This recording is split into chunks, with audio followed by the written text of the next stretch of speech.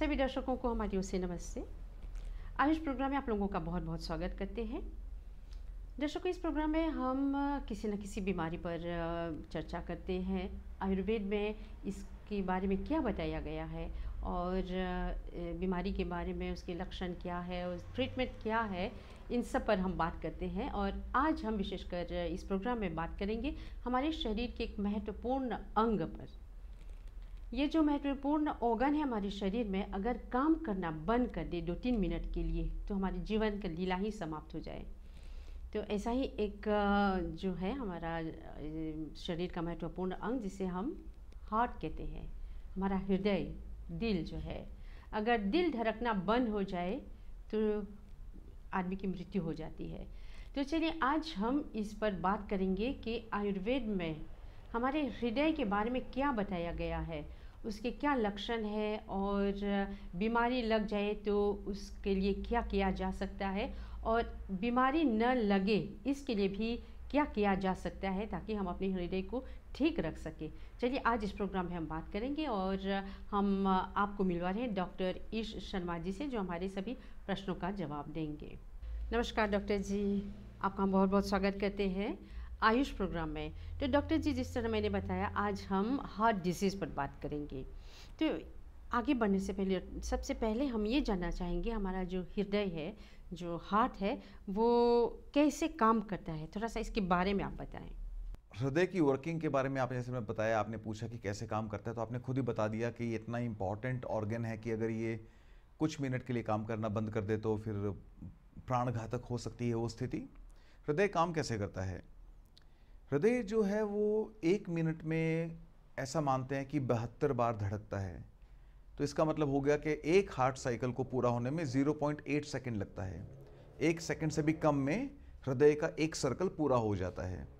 0.8 second एक typical cardiac cycle माना जाता है, 0.8 सेकंड का। उसमें भी ये 50% टाइम आराम करता है, 50% टाइम काम करता है।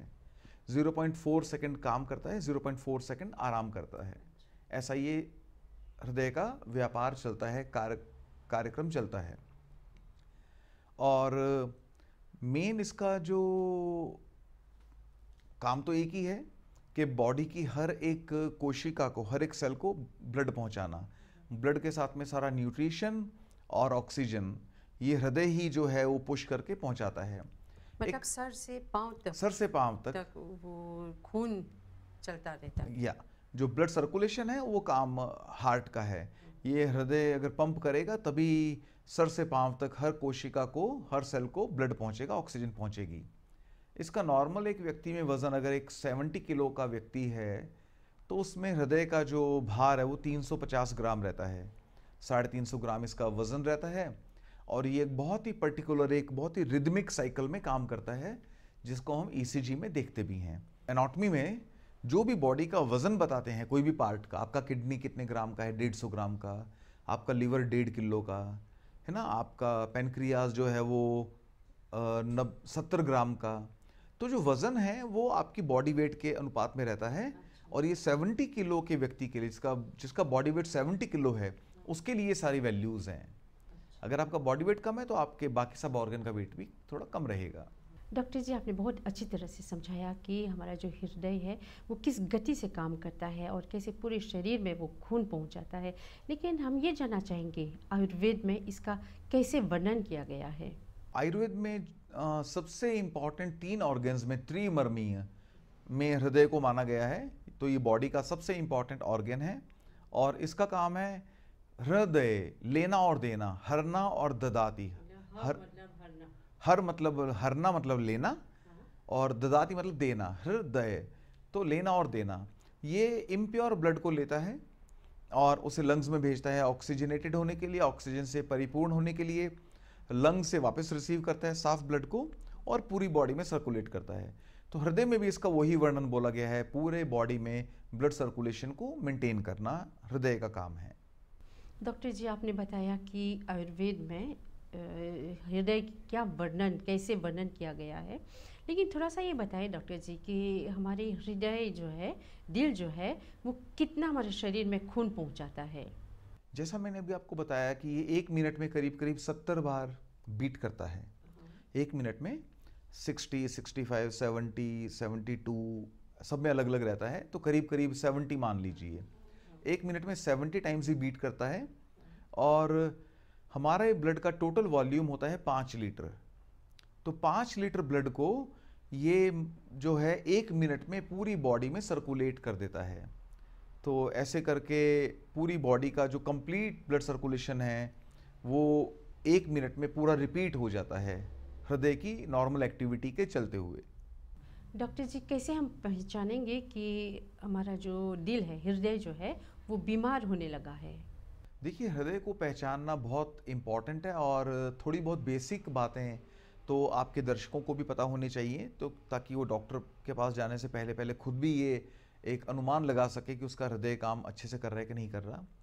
हृदय के हार्ट के नॉर्मल काम ना करने की स्थिति में सबसे पहला जो लक्षण है वो होगा डिस्निया अपॉन एक्सर्शन, यानी कि चलने फिरने पर सांस फूल जाना। आपका एक घर है, एक ऑफिस है, आप एक फिक्स्ड डिस्टेंस डेली कवर करते हैं। मान लीजिए कि आप एक हाउसवाइफ हैं, तो आप किचन से अपने कमरे में मान लीजिए दिन में 10 बार आते हैं, या आपका घर डबल स्टोरी है तो आप दिन में 6 बार आप स्टेयर्स चढ़ते उतरते हैं, या आपका ऑफिस का स्टेयर्स है, या जो भी वॉकिंग आपका है, वॉकिंग स्टाइल है आपका, वॉकिंग ड्यूरेशन है रोज़ का, वो डिस्टेंस तो नहीं बढ़ा, लेकिन अभी आपको लगने लग गया कि पिछले महीने 2 महीने से, साल 6 महीने से वही डिस्टेंस कवर करने में आपका सांस चढ़ जाता है। तो सांस का चढ़ना, चलने फिरने पर सांस का चढ़ना हृदय की बीमारी का पहला लक्षण है। उसको कभी इग्नोर नहीं करना चाहिए, और थोड़ा बैठने पर, थोड़ा आराम करने पर वो सांस नॉर्मल हो जाता है। तो इसके अपोजिट में जो दमे का रोग है, जो श्वास रोग कहते हैं, जो है ना एस्मा का अटैक आता है, वो बैठे बैठे आ सकता है, रात को आ सकता है और एक अटैक की तरह आता है। लेकिन हृदय की वजह से जो कार्डिक एस्मा है, दिल की बीमारी से होने वाला श्वास का रोग, दिल की बीमारी से चढ़ने वाला सांस, वो हमेशा चलने पर चढ़ेगा, चलने पर सांस का रोग होगा, बैठने पर, आराम करने पर ठीक हो जाएगा। ये इसकी पहचान है। इसके अलावा जो लक्षण है वो तो आप बहुत जो सुनते होंगे फिल्मों को देख कर इधर उधर से, कि भाई चेस्ट में पेन होना, चेस्ट में पेन होना, वो पेन लेफ्ट बाजू में चलना, वो पेन नीचे पेट में जाना और ऊपर गले में और दांत तक आना, ये हृदय से पेन का निकलकर चारों तरफ जाना, ये अक्यूट एक हार्ट अटैक का या छोटा हार्ट अटैक जिसको एंजाइना पेक्टोरिस कहते हैं उसकी निशानी है। अच्छा, ऐसे मतलब कि अभी जिसे आप समझा रहे हैं, ये हाथ तक, हाथ से दांत तक और पेट तक वो दर्द जा सकता है। जी हाँ, वो दर्द जब कभी हृदय में, हार्ट में ब्लड सर्कुलेशन कम होगा, हमारी 3 कोरोनरी आर्टरीज होती हैं, तीनों में से एक में, 2 में या तीनों में अगर ब्लड सर्कुलेशन कम होगा, जिसको हार्ट डिजीज कहते हैं, इस्केमिक हार्ट डिजीज कहते हैं। दिल तो पूरी बॉडी को ब्लड देता है, पूरी बॉडी को नरिशमेंट देता है, लेकिन दिल को खुद भी ब्लड चाहिए नरिशमेंट के लिए। लेकिन जब दिल को खुद नरिशमेंट नहीं मिलता, कोरोनरी आर्टरीज होती हैं, दिल को सप्लाई देने वाली आर्टरीज होती हैं, उनमें ब्लॉकेज आ जाती है कोलेस्ट्रॉल की वजह से या किसी और वजह से। तो हार्ट को जब खुद ब्लड सप्लाई नहीं मिलती है तो दिल में दर्द स्टार्ट होता है, जो कि जिसको एंजाइना पेक्टोरिस कहते हैं। वो चेस्ट के लेफ्ट साइड में पेन स्टार्ट होके, और वो आपको लेफ्ट बाजू में और ऊपर गले में और मुंह में और दांत में और नीचे पेट में और पीठ में वो दर्द रेडिएट करता है, दर्द फैलता है। और एक्सरसाइज करने पर या चलने फिरने पर, टेंशन करने पर वो और बढ़ जाता है। तो ऐसे में रोगी को चाहिए कि वो तुरंत आराम करे, जहाँ पे है सड़क पे, ज़मीन पे, वहीं बैठ जाए, सब काम छोड़ दे, ड्राइविंग छोड़ दे। अगर आप थोड़ा आराम करेंगे तो काफ़ी चांस है कि नॉर्मल सांस लेने के साथ में आपके दिल का वो दर्द कम हो जाएगा। फिर आप तुरंत डॉक्टर को दिखा लीजिए। थोड़ा आराम करने पर भी वो कम नहीं होता, तब वो एक हार्ट अटैक की निशानी होती है, जिसको मायोकार्डियल इन्फार्क्शन बोलते हैं। ऐसे में तुरंत डॉक्टर के पास जाना आवश्यक रहता है। मतलब कि एक माइनो अटैक की तरह। माइनर अटैक में तो थोड़ा आराम करने पर वो ठीक हो जाएगा। आपने 5 मिनट आराम किया, आपका सांस और दर्द सब ठीक हो जाएगा। उसको बोलते हैं एंजाइना पेक्टोरिस। वो बहुत माइनर अटैक है जो कि ज़्यादा नुकसानदायक नहीं होता। लेकिन एक जो बड़ा अटैक आता है जिसको बोलते हैं मायोकार्डियल इन्फार्क्शन, और जिसको आम भाषा में बोलते हैं हार्ट अटैक, वो आराम करने पर भी ठीक नहीं होगा। उसका दर्द और जो घबराहट, ठंडा पसीना, वो आराम करने पर ठीक नहीं होगा। आपको डॉक्टर के पास तुरंत जाना पड़ेगा और हो सकता है आपको कुछ बड़ा प्रोसीजर एंजियोप्लास्टी वगैरह करवाना पड़ सकता है, और या स्टेंट वगैरह डलवाना पड़ सकता है। दर्द जो करें उसका अक्यूट पेन है या किस ये तरह का बहुत दर्द? अक्यूट पेन होता है, बहुत अक्यूट पेन है, साथ में ठंडे पसीने आएंगे, पेशेंट घबरा जाएगा और थोड़ा सा कंफ्यूज रहेगा। और इस पेन की खासियत ये है कि इस पेन के साथ में पेशेंट को ये फीलिंग आएगी कि आज मेरे जीवन का अंत है, डूम्स डे। उसके पहले पेशेंट को बड़े बड़े दर्द हुए होंगे, लेकिन उसको कभी किसी दर्द के साथ में ये नहीं लगा होगा कि मैं आज मरने वाला हूं। लेकिन ये दर्द ऐसा होता है जो कि आपको एक सिग्नल करता है कि ये आपके जीवन का आखिरी दिन भी हो सकता है। तो इसको बोलते हैं डूम्स डे फीलिंग। ये हृदय के मायोकार्डियल इन्फार्क्शन के दर्द में पेशेंट को ये एक फीलिंग आती है। इस तरह का दर्द हो, अक्यूट पेन, तो तुरंत ही डॉक्टर के पास जाना है, बिल्कुल समय नहीं बर्बाद करना है ना? जी हाँ, ये तो घातक हो सकता है। जी हाँ, अगर ऐसा दर्द हो तो आपको पहले तो वहीं पर बैठ जाना है। आप सड़क पर हैं, ऑफिस में हैं, घर पे हैं, आप तुरंत आराम कीजिए, हर एक्टिविटी छोड़ दीजिए। रादर आपको दर्द ऐसा होगा कि आपके हाथ से सब कुछ छूट जाएगा। अगर आपके हाथ में पेन है, आपके हाथ में माइक है, सब छूट जाएगा, आप वहीं कोलैप्स कर जाएंगे। कोलैप्स करने से बॉडी आपको एक रिकवर करने का चांस देती है, ताकि आपको फालतू की सोच, फालतू काम, मैं ये कर लूँ वो कर लूँ, वो कुछ नहीं करना है। आपको आराम करना है। अगर आपको थोड़े मिनट में आराम नहीं आया और आप उठ के चलने फिरने लायक नहीं हुए, तो आप खुद तो नहीं कर सकते, आपके घर वालों को चाहिए कि तुरंत आपको वो डॉक्टर के पास पहुंचाएं। अगर आप अकेले हैं तो तुरंत कॉल कर कर आप अपनी सहायता मांगिए, इमरजेंसी में डॉक्टर को बुलाइए, रिश्तेदारों को, फ्रेंड्स को बुलाइए, ताकि आपको तुरंत मेडिकल ट्रीटमेंट इमरजेंसी रूम में उपलब्ध हो सके। डॉक्टर जी, कभी कभी ऐसा भी हो जाता है कि पेशेंट को समय ही नहीं मिलता है और प्राण भी चला जाता है। कौन सी आर्टरी आपकी ब्लॉक हुई है, कितना ब्लॉक हुई है और कितने समय में ब्लॉक है? जो कोरोनरी आर्टरीज हैं, 3 कोरोनरी आर्टरी होती हैं। तो सबसे इंपॉर्टेंट है लेफ्ट एंटीरियर डिसेंडिंग, जो लेफ्ट में जाती है और वहाँ से नीचे को उतरती है, तो लेफ्ट और सामने को रहती है। लेफ्ट में सामने को नीचे को आ रही है, तो लेफ्ट एंटीरियर डिसेंडिंग।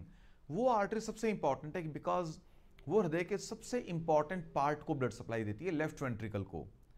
उस आर्टरी में अगर बड़ा ब्लॉक आ गया और उसने लेफ्ट वेंट्रिकल की वर्किंग को अगर हैम्पर कर दिया, तो मैसिव कार्डियक अरेस्ट, मतलब एक बड़ा दिल का दौरा आ सकता है, जो कि कुछ ही मिनटों में प्राण हर लेता है और कुछ भी करने का समय नहीं मिलता।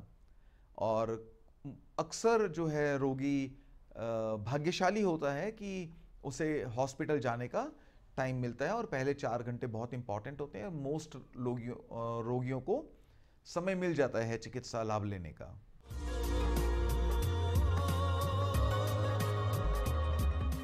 तो लक्षणों में सबसे पहले हमने बोला कि चलने फिरने पर सांस का चढ़ना, सीढ़ियाँ चढ़ने पर या कोई भी एक्टिविटी करने पर, शॉवर लेने पर, टॉयलेट जाने पर, किसी भी तरीके में जब आपको सांस चढ़ता है, तो इसका मतलब कि वो हार्ट आपका शायद ठीक नहीं काम कर रहा, आपको हृदय की पूरी जांच करवानी चाहिए। चलने फिरने पर सांस चढ़ता है तो इसका ये मतलब नहीं है कि आपको हृदय रोग हो ही गया, आपको हार्ट के डॉक्टर को मिलना चाहिए और आपको संपूर्ण जांच करवानी चाहिए। सेकंड नंबर पर बात की हमने कि जो चेस्ट पेन होता है, चेस्ट पेन जो है उसको एंजाइना पेक्टोरिस बोलते हैं, वो भी हृदय के रोग का एक द्योतक हो सकता है, इंडिकेटर हो सकता है। इसके अलावा पुराना हृदय रोग अगर चला आ रहा है, तो कुछ रोगियों को पैरों पर से सूजन का आरंभ होना, पैरों पर सूजन आती है, और वो अक्सर, क्योंकि ये पुरुषों को ज़्यादा होता है, क्योंकि हृदय रोग स्त्रियों के बजाय पुरुषों को ज़्यादा होता है, ईस्ट्रोजन प्रोजेस्टेरोन नाम के हार्मोन जो कि स्त्री में ज़्यादा होते हैं, वो स्त्रियों को इससे बचा के रखते हैं। पुरुषों में ज़्यादा होता है, मिडिल एज के पुरुषों में ज़्यादा होता है। 40-50 साल का व्यक्ति जब ऑफिस से घर आता है और घर आके जब वो अपने शूज़ और सॉक्स खोलता है, तो उसको अपने सॉक्स का प्रिंट अपने पैरों की चमड़ी पर नज़र आता है। सॉक्स से जहाँ तक उसकी पैर दबे रहे, उसकी लेग दबी रही, वहाँ तक स्वेलिंग कम होती है, सॉक्स के ऊपर की टांग में थोड़ी स्वेलिंग ज़्यादा होती है। इसको बोलते हैं स्टॉकिंग इडीमा। तो डॉक्टर इसको चेक करता है कि आप इसको पिटिंग इडीमा, इसको हाथ से दबा कर देखा जाता है कि आपके पैरों में ऐसा इडीमा, आपके पैरों में और आपके लेग्स पर फ्लूइड इकट्ठा तो नहीं हो गया। ये भी जो है हार्ट फेलियर का इंडिकेटर रहता है। ऐसी स्थिति में जो है आपको डॉक्टर से तुरंत सुझाव लेकर और दवाइयाँ स्टार्ट करनी चाहिए। देखिए, हमारे 3 ऑर्गन सबसे इंपॉर्टेंट हैं, हार्ट, लिवर, किडनी। हार्ट में प्रॉब्लम आएगी तो पैरों से सूजन स्टार्ट होगी, लिवर में प्रॉब्लम आएगी तो पेट में पानी भरने की स्टार्टिंग होगी, और अगर किडनी में प्रॉब्लम आएगी तो आंखों के आसपास में पानी भरने की स्टार्टिंग होगी। अगर आपको सुबह उठ के लगता है आपकी आंखें सूजी हुई हैं तो आपको अपना किडनी की जांच करानी चाहिए। अगर आपको लगता है पेट में पानी भर रहा है तो लिवर फेल्योर की निशानी हो सकती है। और पैरों में, जैसा हमने बताया कि पैरों में अगर पानी भर रहा है, पैरों में अगर इडीमा आ रहा है, स्वेलिंग हो रही है पैरों में, तो ये हृदय रोग की निशानी हो सकती है। अंत तो गत्वा जब ये तीनों ऑर्गन में से कोई भी ऑर्गन ज़्यादा ही फेल हो जाता है तो फिर उस एक ऑर्गन की वजह से पूरी बॉडी पर स्वेलिंग आने लग जाती है। हार्ट की स्वेलिंग पैरों से स्टार्ट होकर ऊपर मुंह तक पहुंच जाएगी, किडनी की स्वेलिंग मुंह से स्टार्ट होकर नीचे पैरों तक पहुंच जाएगी। ऐसे पूरी बॉडी में फैल जाती हैं, ये इडिमा फैल जाता है। तो डॉक्टर जी, अब हम ये पूछेंगे कि अगर आपको लगे कि आप का हृदय जो है ठीक तरह से काम नहीं कर रहा है, तो यहाँ पर डॉक्टर जी बताएं कि यहाँ पेशेंट को किस तरह का टेस्ट करना चाहिए। हृदय के रोग को पहचानने के लिए बहुत ज़रूरी है कि आप तुरंत अपने डॉक्टर को जाके मिलें, कार्डियोलॉजिस्ट को जाकर मिलें या अपने जनरल प्रैक्टिशनर को मिलें। वो आपके जो भी रेलेवेंट टेस्ट हैं वो करवाने का सुझाव देंगे। कुछ बेसिक टेस्ट हैं जो कि डॉक्टर प्राय तौर पे करवाते हैं। हीमोग्लोबिन एक ऐसा टेस्ट है कि अगर हीमोग्लोबिन कम है आपके ब्लड में, हीमोग्लोबिन कम है तो ऑक्सीजन की डिलीवरी में प्रॉब्लम आएगी, आपके हार्ट पर लोड बढ़ेगा। उसी कम हीमोग्लोबिन के द्वारा ही हार्ट को ज़्यादा सर्कुलेशन करना पड़ेगा ताकि हर ऑर्गन को नॉर्मल ऑक्सीजन सप्लाई मिल सके। तो अगर आप में हीमोग्लोबिन की कमी है तो उसको दूर करना चाहिए, उससे आपका हार्ट बचा रहेगा, अनीमिया नहीं रहना चाहिए आपको। इसके अलावा ईसीजी जो है आपको नियमित अंतराल पर करवानी चाहिए। अगर आपको डॉक्टर बोलता है आपको बार बार ईसीजी करवाना चाहिए। ईसीजी क्या है कि हमारा हार्ट जैसे बीट करता है, बीट करने के साथ में एक इलेक्ट्रिक सिग्नल रिलीज करता है। उसे हम लोग इलेक्ट्रोड्स लगा के आपके दोनों आर्म्स में, दोनों रिस्ट पर और लेफ्ट लेग में, लेफ्ट एंकल पर, और ये आपके 3 इलेक्ट्रोड लगते हैं और 6 इलेक्ट्रोड आपकी चेस्ट पे लगते हैं, और ये 12 लीड ईसीजी बन जाती है। 12 लीड्स में ईसीजी ली जाती है। और देखते हैं, पहले एक छोटी वेव आती है, पी वेव, पैटीट वेव, उसको पी बोलते हैं। फिर बड़ी वेव आती है तो पी के बाद में आती है तो पी QRST करके वेव्स आती हैं। तो QRS एक बड़ी वेव है और उसके बाद में टी वेव आता है। ये हार्ट के अलग अलग एक्शंस को ये वेव्स दिखाती हैं। तो यहाँ पे उसका डिटेल नहीं करेंगे, आम व्यक्ति के लिए वो ज़्यादा काम का नहीं है इसका डिटेल्ड फिजियोलॉजी। लेकिन उन वेव्स पैटर्न में चेंज को देखकर हम बोलते हैं आपके ईसीजी में चेंजेस आ गए हैं। वेव का कौन सा पार्ट एबनॉर्मल है उसके हिसाब से आपके दिल के रोग का निर्धारण किया जाता है। ये नॉर्मल 12 लीड ईसीजी है। एक और बहुत ही कॉमन टाइप का ईसीजी रहता है, इसको बोलते हैं ट्रेडमिल। ट्रेडमिल में आपको ईसीजी के लीड लगवाकर आपको एक जो ट्रेडमिल होता है चलने वाला, जो जिम्नेजियम में रहता है, उसके ऊपर आपको चलाया जाता है। उसकी स्पीड कंट्रोल की जाती है कि 1 kilometre per hour, 2 kilometre per hour, 3 kilometre per hour करके उसकी स्पीड को धीरे धीरे बढ़ाया जाता है। और जैसे जैसे आप चलते हैं, आपका सांस चढ़ता है, आपका हार्ट का रेट बढ़ता है, वो सब रिकॉर्ड होता रहता है।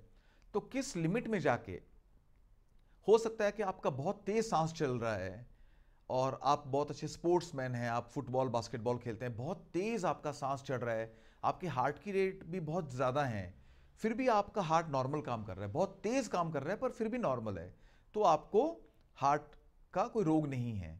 लेकिन जैसे ही आपका हार्ट का रेट बढ़ा और आपका हार्ट गड़बड़ करने लग गया, वो ट्रेडमिल में पकड़ में आ जाता है। तो उसे डॉक्टर देख लेते हैं, फिर आपको बताते हैं कि आपका हार्ट नॉर्मल काम कर रहा है कि नहीं कर रहा। कुछ कुछ कंडीशंस में जब पेशेंट रात को सोता है तब उसका हार्ट गड़बड़ करता है, सही काम नहीं करता। अब रात को जब सो रहा है तो ना तो उसका ईसीजी हो सकता है, ना ट्रेडमिल हो सकता है। उसमें एक होल्टर मॉनिटर नाम का ईसीजी रहता है, वो 24 आवर ईसीजी रहता है। उसमें 6 लीड को लगाकर छोटा सा इंस्ट्रूमेंट पेशेंट की जेब में डाल दिया जाता है, और पेशेंट जो भी अपना काम कर रहा है, सो रहा है, उठ रहा है, बैठ रहा है, 24 घंटे जो भी काम कर रहा है, 24 घंटे की रिकॉर्डिंग होल्टर मॉनिटर करता है। बाद में डॉक्टर उसको रीड कर लेता है कि किस समय आपका हार्ट गलत काम कर रहा था, एबनॉर्मल वर्किंग कर रहा था। तो इस तरह से ईसीजी रहती है। उसके अलावा कुछ और ब्लड टेस्ट हैं। कोलेस्ट्रॉल सबसे इंपॉर्टेंट है। आपको जान के हैरानी होगी कि कोलेस्ट्रॉल के जमा होने से हमारे हार्ट की जो और हमारे आर्टरीज की जो फ्लेक्सिबिलिटी है वो खत्म हो जाती है। और कोलेस्ट्रॉल जमा होना जब बच्चा 5-7 साल का रहता है तभी से धीरे धीरे कोलेस्ट्रॉल का जमना शुरू हो जाता है। पहले फोम सेल बनते हैं, जैसे झाग वाले सेल, फोम सेल बोलते हैं। जब भी कभी पानी और तेल मिलेगा, पानी और तेल को मिक्सी में आप अगर बीट कर देंगे तो क्या बनेगा? क्रीम बनेगा। जो आप पेस्ट्री के ऊपर जो आइस रहता है वो पानी और तेल के मिलने से बनता है। उसी तरह का फोम सेल हमारे आर्टरीज में जमना स्टार्ट हो जाता है जब हमारी उम्र होती है 5-7 साल, 10 साल। फिर धीरे धीरे जमते जमते जमते वो गाढ़ा होते होते कॉम्प्रेस हो के फिर बाद में वो 40-50 साल की उम्र में उसको बोलते हैं अथेरोस्क्लेरोसिस। आपके हृदय में और आपकी आर्टरीज में कोलेस्ट्रॉल जम जाता है, उससे आपकी ब्लड सप्लाई कम हो जाती है। तो कोलेस्ट्रॉल कितना है आपके ब्लड में, और आपके ब्लड में अगर आपको हार्ट की कोई बीमारी का डर है तो उसमें SGOT-PT, कार्डिक ट्रोपोनिन और LDH, CKMB, इस प्रकार के बहुत सारे ब्लड टेस्ट जो हैं वो करवाए जाते हैं। तो डॉक्टर उनको देखकर इंटरप्रेट करता है कि आपको हृदय का रोग नया है, पुराना है, कितना घातक है।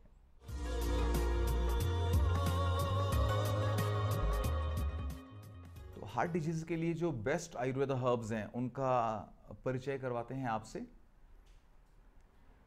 The most important would be, we have got amla powder. आंवला एक बहुत अच्छा रसायन है। रसायन means it is very much rejuvenating and antioxidant. आंवला बहुत सारी बीमारियों में हेल्प करता है। हृदय के लिए, हार्ट के लिए बहुत अच्छा है, कोलेस्ट्रॉल के लिए, ब्लड प्रेशर के लिए। आंवला का एक और कॉम्बिनेशन है व्हाट वी कॉल त्रिफला। इसमें हरड़, बहेड़ा, आंवला 3 चीज़ रहती हैं, तो ये त्रिफला का पाउडर है। आपको दोनों में से जो भी मिल जाए। अगर आपको कुछ कॉन्स्टिपेशन रहता है तो त्रिफला बेटर है, अगर कॉन्स्टिपेशन नहीं है तो प्लेन आंवला एक सिंगल हर्ब ले सकते हैं। त्रिफला, हरड़, बहेड़ा, आंवला, त्रिफला आप सब लोग जानते हैं। ये कॉन्स्टिपेशन के लिए भी बहुत अच्छा है, कोलेस्ट्रॉल को कम करता है, ब्लड प्रेशर को कम करता है, और हार्ट के लिए ओवरऑल बहुत बहुत अच्छा है। नेक्स्ट हर्ब हमारे पास में है, दिस इज ईसबगोल और सिलियम हस्क। ये एक तरह के एक फ्रूट का छिलका है। सिलियम हस्क के नाम से आप इसको मार्केट में देख सकते हैं। आयुर्वेद में इसको ईसबगोल बोला गया है। और ये पानी में डालने पर फूल जाता है, फूलकर बहुत बड़ा हो जाता है। तो इसको हमेशा पानी में घोल कर लेना है। और ये भी बीइंग वेरी ड्राई, त्रिफला और ईसबगोल दोनों बहुत ड्राई होने की वजह से ये आपके पेट में से, आपके इंटेस्टिन में से फैट्स को एंगेज कर लेते हैं, और आपका खाया हुआ जो है फैट वो ज़्यादा ब्लड में नहीं जा पाता, आपका कोलेस्ट्रॉल कंट्रोल में रहता है। उसके बाद में सिनेमॉन है, दालचीनी आप किचन में यूज़ करते हैं, बहुत ही वंडरफुल हर्ब है हार्ट के लिए। डायबिटीज़ के लिए भी सिनेमॉन बहुत अच्छी है, हार्ट के लिए तो नंबर 1 मेडिसिन माना जाता है इस हर्ब को। And the last and again one of the most important herbs is Arjun छाल चूर्ण। This is a powder of Arjun बाक। अर्जुन का पेड़ रहता है, 30-40 फुट का पेड़ रहता है, उसकी मोटी एक बाक छाल रहती है। वो छाल को भी उबाल कर हम लोग उसका टी, काढ़ा बनाकर, चाय बनाकर पी सकते हैं। लेकिन अगर अर्जुन का पेड़ आपके आसपास में अवेलेबल नहीं है और अर्जुन बार्क अवेलेबल नहीं है तो अर्जुन की जो छाल का पाउडर है, अर्जुन की बाग का पाउडर, उसको भी आप टी में यूज़ कर सकते हैं। अभी मैं आपको दिखाने वाला हूँ, इन सबको मिलाकर हम लोग एक अभी टी बना देंगे। We have got hot water. तो अभी हमने थोड़ा पानी लिया, 1 बार की डोज है। अगर आपको दिल का रोग है, कोलेस्ट्रॉल ज़्यादा है, ब्लड प्रेशर ज़्यादा है और डाइजेशन भी ख़राब रहता है तो आपको इतना पानी लेना है। इसमें अभी इन हर्ब्स में से थोड़ा थोड़ा हम लोग डालेंगे।